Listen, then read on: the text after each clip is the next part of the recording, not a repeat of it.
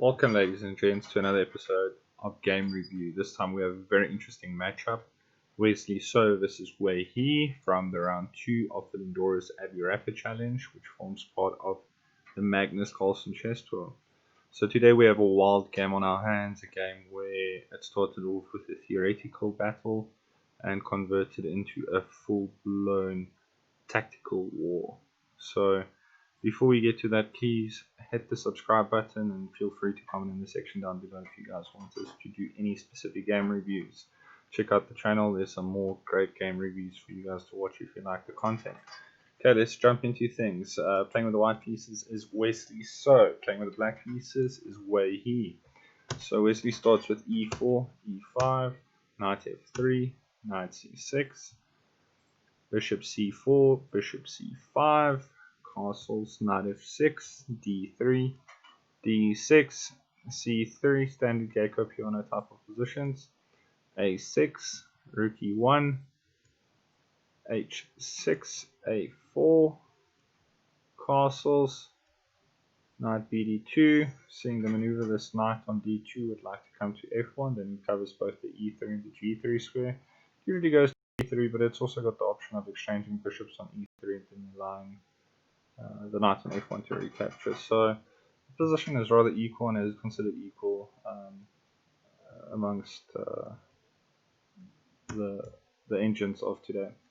Knight e7, knight f1, c6, bishop e3, knight g6, knight g3, bishop e6, d4. Just to also point out, this was the move played by Wesley. So d4, there was another game between Knowles Grandelius and Erdos from Skopje 2019, where Grandelius played h3, d5, e takes d, knight takes d5, d4, e takes d, knight takes d, bishop e6, bishop c2, bishop takes d, queen takes, knight f4, rook e4, queen takes, c takes, knight takes g2, king takes g2, and the game ended up as winning for white after bishop d5. There's a simple f3 move and just some exchanges on the e4 square, but this was not which was chosen by Wesley today. Instead, he chose to go with the more straightforward approach with regards to d4, attacking the center and putting pressure on the e5 square immediately. After e takes d, c takes d, bishop g4, simply h3, and after taking on f3, just to point out that the queen is the only piece protecting the pawn on d4 at the moment, so if the queen recaptures on f3, then this pawn on d4 will be hanging. So instead, Wesley decided to take with the g pawn on f3. After d5, e5, knight h7. This was a critical area, and just to point out why, after the next move f4, we see this knight on h7 is stuck. It's got no safe squares to move to. It can't move to f8, and f6 and g5 are not safe squares. So instead, it should probably be better for the knight just to point out, just to reconsider the maneuvers with regards to where it will go and how it will get out of that square, which is rather hard after f4, that this knight is stuck on h7 for some time. After this, queen h4 was played. It should be noted that knight h4 was probably better, just holding on to this f3 square, and then obviously just allowing some type of movement with regards to the pawn g5. Maybe the queen gets active. f6 is not really an option at the moment because the e pawn runs very quickly, but this would have held things into space. This is just covering and having a look out on most of those squares. Black stays rather safe in this type of position. After queen h4, Wesley decided to make it very interesting and play knight f5, which was the main function why we had suggested that knight h4 might be a better move, as it just guards this f5 square as well. So instead, after queen h4, knight f5 gets played, asking the queen to move. Queen obviously picks up a free pawn sacrifice on h3, and now after queen takes h3, it should probably be noted that a move like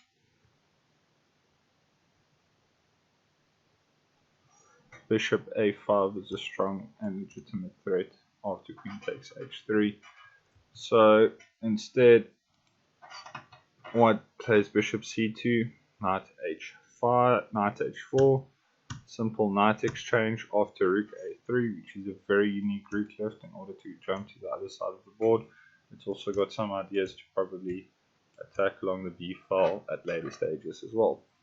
But very neat rook left, covering a bit of the squares on the king side and also allowing himself to run down and attack some weak squares. So after f5, we see king g2 being played, rook a e8, rook b6, queen d8, queen h5, knight f6, and now white takes on f5 free pawn. Black just assumed because this knight, which we talked about earlier, so stuck on h7, rather sacrifice the pawn and try and get the knight out and exchanged on e4.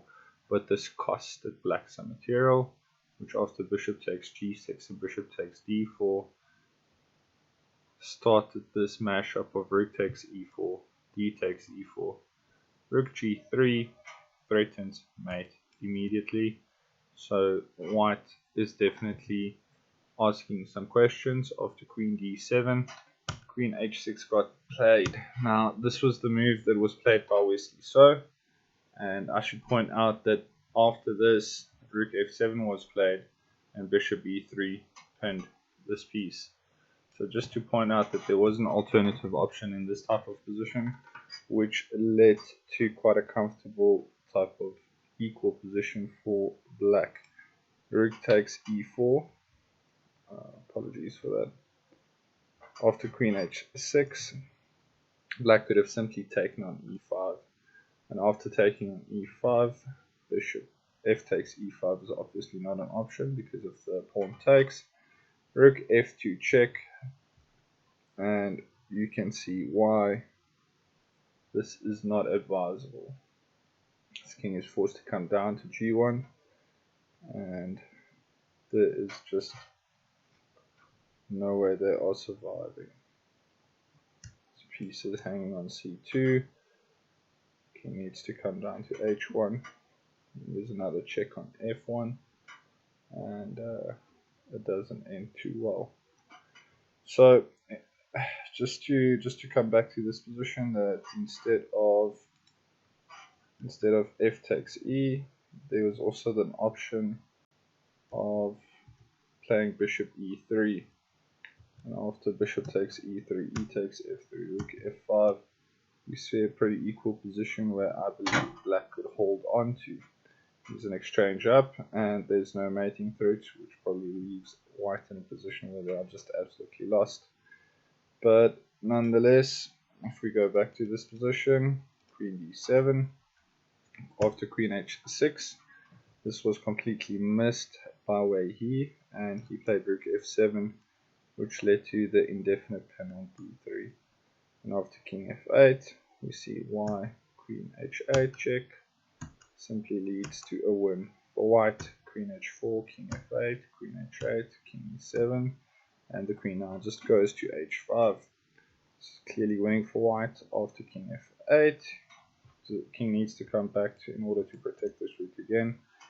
Whereas in this position, this queen is threatening f7, but this bishop is 2, so the king needs to drop back to f8. And now rook g6, just simply threatening more things, maybe e6, cutting off, and then some mating threats which become imminent as well. So rook takes e5 now, queen h8 check, king e7, and bishop takes f7 now, leads to a simple winning game for white. The king can't recapture because of the immediate checks on the g7 square. So instead, after rook c5, Wesley just ended the game by playing bishop e6, threatening the queen, threatening the g7 pawn, with an indefinite checkmate in the position. So, very sharp, very tactical game. I would suggest copy the link down in the description just into ChessBase and have a look at this position. Pull it out on the board, have a look at all of the possibilities in this position. Maybe run an engine just to help you out, but I would prefer that everyone just try it out first. This is what I found the best way for my own chess in order to just analyze, practice your analysis, practice the way you think, see if it's equal to what was happening in the position, and try and find better moves. So yeah, that's just my 2 cents about what works and what doesn't with regards to some analysis practice. Regardless whether you're doing puzzles or analyzing through people's games, there's definitely an added benefit to it. Anyway guys, thanks so much for watching. Please hit the subscribe button, and if you like these videos, please give it a like, and I hope to see you soon. Thanks for watching.